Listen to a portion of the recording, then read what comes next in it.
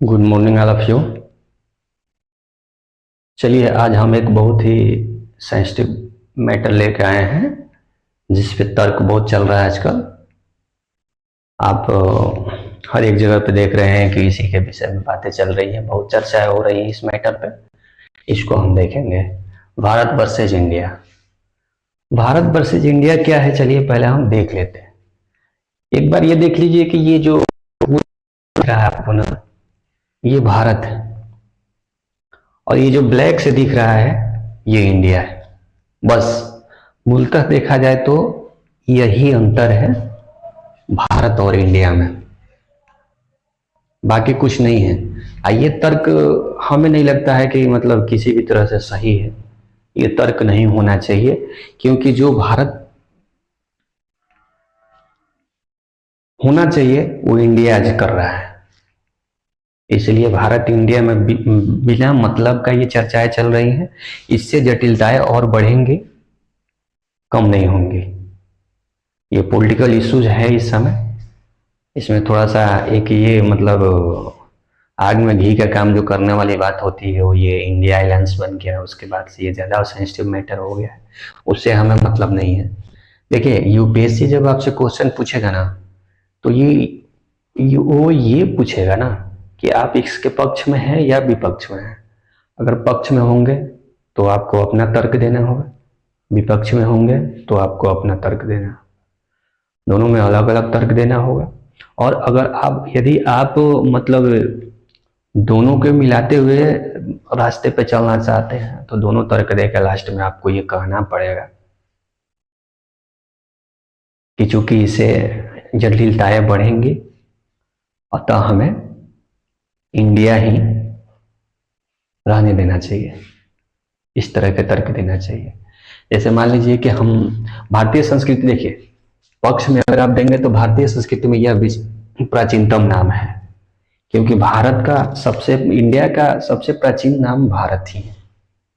क्योंकि आप भी जानते हैं हम भारत के वंशज हैं और हमारा देश जो है भारत है। भारत के वंशज जिस देश में रहते थे उस देश का नाम पड़ा भारत और उसी भारत के हम निवासी हैं, उसी भारत के हम नागरिक हैं, वही भारत है।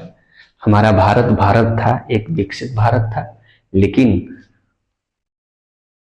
हमारे ऊपर इतने सारे आक्रमण हुए जिसके चलते आज हम थोड़ा सा ये डिबेट कर रहे हैं भारत वर्सेज इंडिया का।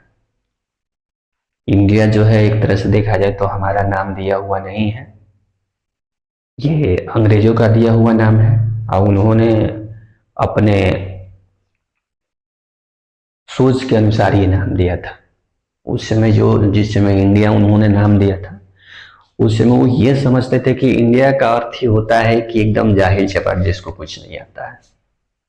अत्यंत मतलब संकीर्ण मानसिकता से वो लोग हमें देखे और इंडिया हमारा नाम दिए थे। लेकिन हमारे संविधान में इंडिया दैट इज भारत लिखा हुआ है।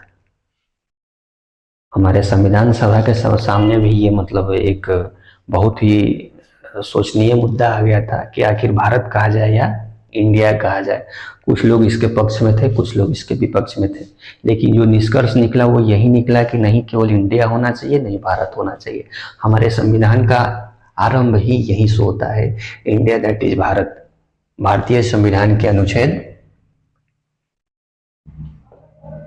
आर्टिकल 1 में दिया हुआ है इंडिया दैट इज भारत। तो इसलिए हमें इस पे ध्यान देना चाहिए कि हमारे संविधान में जब वर्णन है इंडिया जो कि भारत है तो फिर हम काहे कि बिना मतलब के चर्चा कर रहे हैं। तो इसमें जब आप पक्ष में तर्क दीजिएगा, यूपीएससी में ये क्वेश्चन ये से पूछ सकता है आपसे इस बार, इसलिए इसमें जैसे भारतीय संस्कृति में ये प्राचीनतम नाम है, हमें उसे पुनः जीवित किया जाना चाहिए। ये हमारा अधिकार है, ये हमें करना चाहिए और हम कर भी रहे, ऐसा बात नहीं है। उसके बाद ये भारत एक विचारधारा भी है, क्योंकि हम सनातनी हैं, हम सनातन धर्म को मानते हैं, हमारा धर्म सनातन है, इसलिए कहीं ना कहीं ये हमारे विचारधारा से भी जुड़ा हुआ है। जहां भी भारत का नाम आता है वहां हम सनातनी का भी नाम आता है, इसलिए ये हमारा विचारधारा भी है।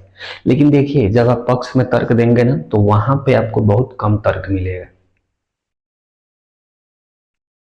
और विपक्ष में अगर आप तर्क देते हैं तो वहां वहां आपके सामने बहुत सारे तर्क मिल जाएंगे। जैसे मान लीजिए कि ये है, विपक्ष में देने में तो बहुत जटिलताएं पैदा होंगी, नो डाउट, इसमें कोई वो नहीं है कि जटिलताएं नहीं पैदा होंगी। मान लीजिए आप कहाँ कहाँ चेंज करेंगे भाई?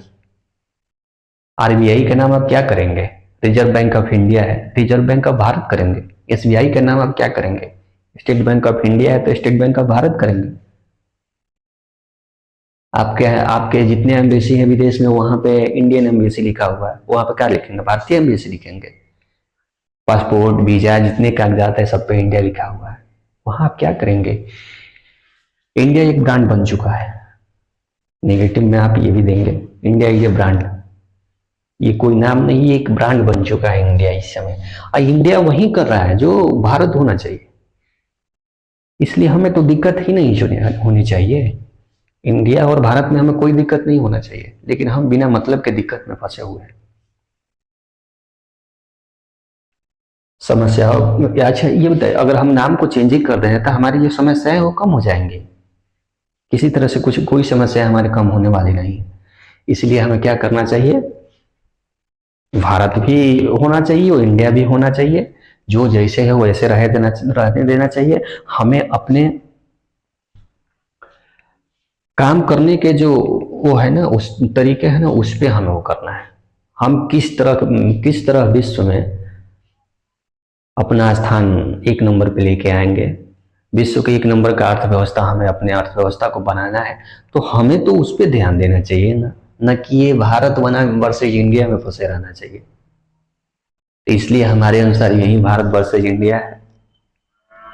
आप लोगों को इसमें बिना मतलब के नहीं फंसना चाहिए। थोड़ा सा आप लोग इसको देख लीजिएगा, ये अगर देखा जाए तो बहुत सेंसिटिव मैटर भी है, और इस पे लिखा जाए तो आसानी से आप इस पे लिख देंगे, इसमें कोई दो राय नहीं है। इसलिए आप लोग के दिमाग में बस इतना ही रहना चाहिए कि भारत वर्सेज इंडिया है। थोड़ा सा आप ये जिस समय हम भारत थे उस समय हमारे पास अफगानिस्तान, पाकिस्तान, बांग्लादेश था, और जब हम इंडिया हुए तो हमारे पास केवल भारत ही बचा है, जो कि आज का वर्तमान का इंडिया है।